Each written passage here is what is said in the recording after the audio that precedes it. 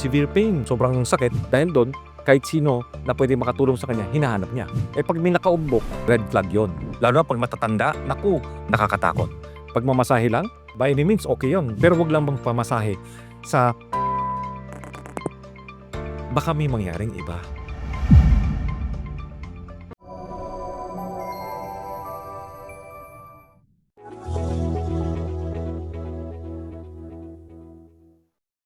Good day mga kababayan! Welcome sa isa na namang episode ng Medico.ph. At ngayon, pag-uusapan natin ang isang topic na nakita lang namin ni Doc sa social media.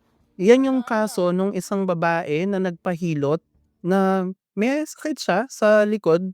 Mukhang ganun yung problema niya. Pero pagkatapos, parang hindi na siya makatayo. Bedridden na siya at masakit talaga yung pakiramdam niya. So, naging controversial. So, today, tatanungin natin si Dr. Anthony So na isa sa mga eksperto pagdating sa mga pananakit ng katawan at sa physical medicine kung sa tingin niya ano yung posibleng nangyari, bakit humantong sa ganon yung hilutan, and ano yung dapat talaga nating gawin para maging safe tayo kung nakakaramdam tayo ng mga ganyang sakit. Pero bago yon, may magandang balita kami sa inyo. Alam namin marami sa inyo concerned sa mga sakit-sakit ng tuhod, ankles, likod, frozen shoulder, lahat ng mga joints basically. Alam din namin, marami sa inyo gustong magmukhang glowing at bata yung skin. Kaya, isa sa mga madalas niyong itanong sa amin, saan makakabili ng okay na collagen supplements? Kasi yun yung mabisa sa mga ganyan joint pain, skin, pati pagpapaganda ng hair. And, ang good news namin, Doc, ay Nakagawa na ho si coach ng website at yung mga magagandang nakikita naming collagen, mga vitamins, doon namin ilalagay. okay. So, ang address ng website, i-type nyo lang sa inyong browser, store.medico.ph. Ilalagay din namin sa screen, pati sa description para alam nyo yung hahanapin nyo.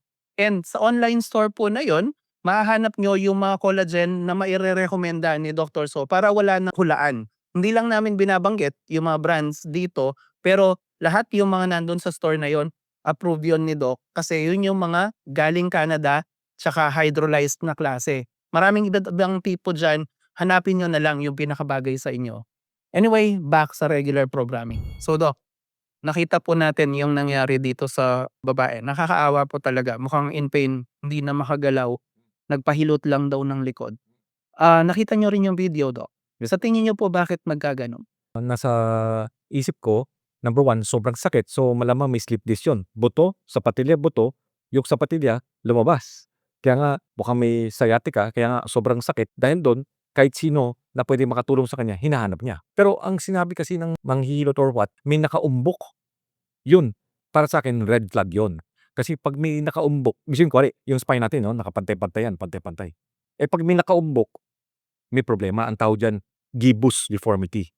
Ang gibbous deformity, kasi lalo na tayo sa Pilipinas, meron tayong tuberculosis. Ang tuberculosis, buto, may sapatilya. Ang tuberculosis, kinakain yung vertebral body. Pagkakain niya, nagko-compress. Pagka-compress, nag-compress, humihiwalay yung spine. Pagkahiwalay ng spine, mahahawak mo yung spine at patusok siya. Kaya nga, hawak mo yan eh. Huwag mong ipapasok yan. Kasi pag pinasok mo yan, durog yung sa loob eh. Compression fracture nga, kinakain nga, parang magiging ampaw siya. Lalo pag tinatapakan or nag-manipulate, pangit. Konting paglilinaw lang po hindi po pasyente ni Doc yung yung babae dun sa video. Wala rin kaming personal na knowledge kung ano yung estado ng kalusugan niya before siya ginawan nung hilot na yon. Base lang dun sa video, medyo tinitignan lang namin yung posible na nangyari, and yun nga ang tingin ni Doc. Yung may umbok na yon, kahit kapain mo likod mo, wala, di ba, Doc? Wala. Wala dapat. Unless may deformity, sabi nga ni Doc. Ngayon, pag parang pinisil yon o pinush, Yes. tatamaan ng spine na daw. Pwede slip disc. Kung may slip disc yan, lalong lalala. May slip disc yan. Or kung may compression, lalong lalala. Kami nga, kapag may ganon, yung pag may compression fracture, pinapabrace namin para matibay, may nakatulong sa likod para hindi kumupi lalo. So, mukhang hindi yun yung tamang treatment don, Doc. Opo. So, Doc, 'pag ganyan, kumbaga ang hirap ng ibalik nung nagawang gano'n, lalo na kung damage ho sa spine 'yan. Dok, kung may mga kababayan tayong nakakaramdam ng ganyan na may parang deformity sila sa likod ng konti, sabi niyo nga endemic ang TB dito sa Pilipinas. Yeah. Ano ang dapat ginawa para matulungan yung babae imbes na yung dinurog yata yung ano, yung umbok na yon? Punta kayo sa mga doktor, ang gagawin naman ng doktor papa-X-ray naman, eh. 'Pag naka-X-ray makikita naman kung anong problema, eh. Kung mahina yung buto, osteoporotic ang buto, lalo na 'pag matatanda, naku, 'wag ninyong i-manipulate kasi nakakatakot. Dok, 'pag ganyan, anong doktor ang puwede ba yung family doctor natin or sa espesyalista tayo? Definitely, puwedeng-puwede sa family doctor. General practitioner, puwedeng-puwede. Pero kung talagang sa espesyalista, eh, di puwede kayong pumunta sa orthopedic doctor or rehab medicine doctor, puwede yun, eh. So, katulad niyo Doc, rehab medicine, puwede rin yung mga orthopedic doctor, sila yung Yep. nag-o-opera 'di ba Doc? Yes. And I think may subspecialty pa under orthopedic, may spine doctors. Yes, eksakto. Sa neurologist, meron silang specialty sa spine. Sa orthopedics, meron din isang specialty sa spine. Okay. So, kung sa backbone o sa gulugod yung source ng pananakit natin, yun yung mga options natin 'di ba Doc? So, puwedeng sa family doctor muna, Yes. and kung hindi kaya ng powers niya, ire-refer tayo sa espesyalista. Yes, coach, tama. Okay. Doc, yung mga ganyang kaso 'pag may deformity, usually ano po yung tamang treatment na ginagawa? Okay.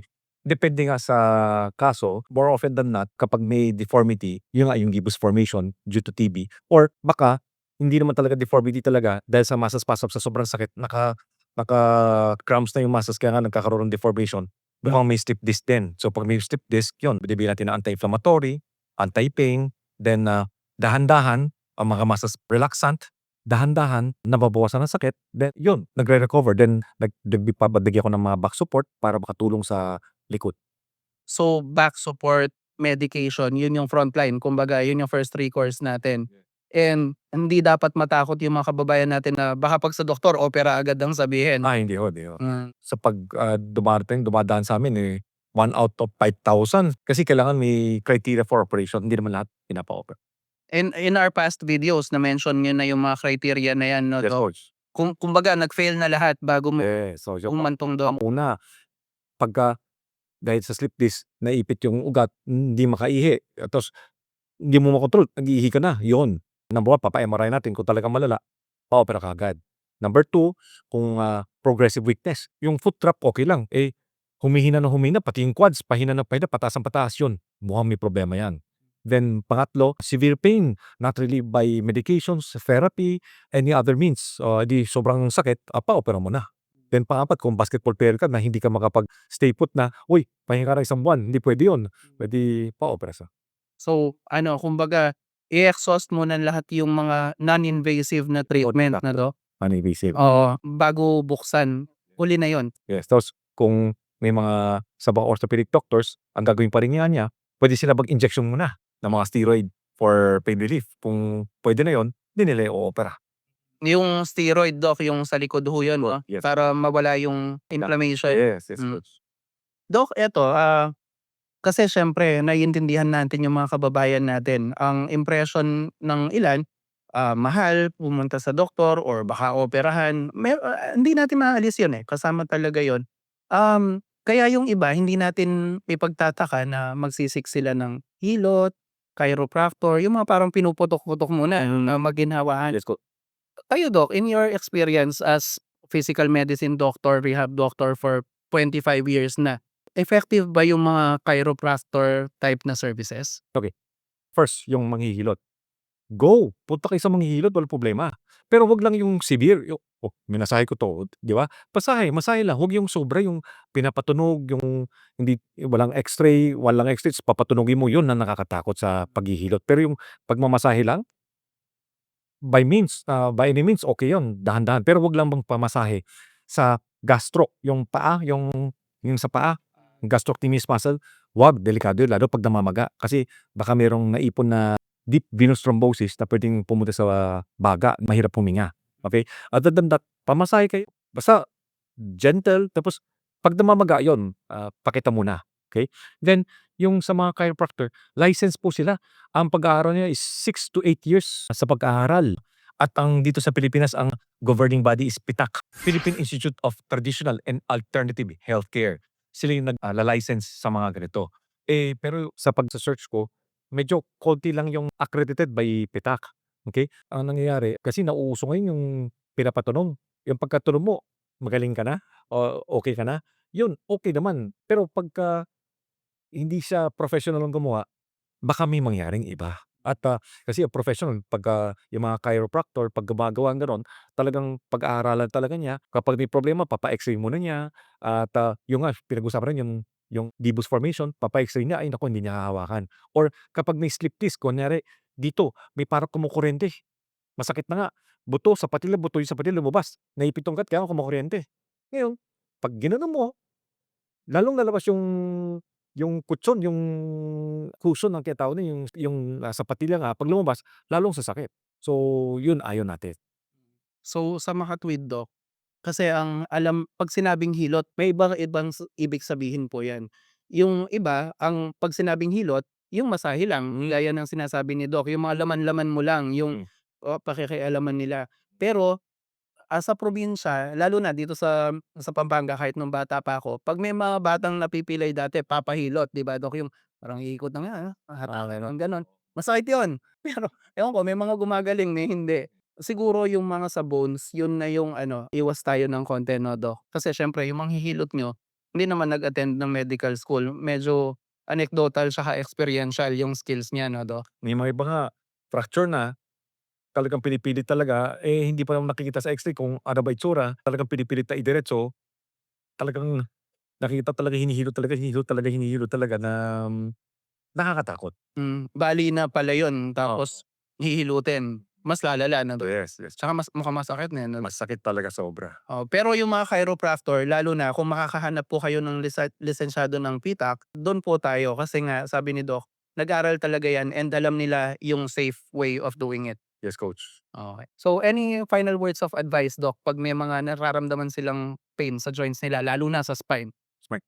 Sige. Kasi talagang sobrang sakit naman kasi tapos almost 40% of the time, magkakaroon tayo sakit ng likod.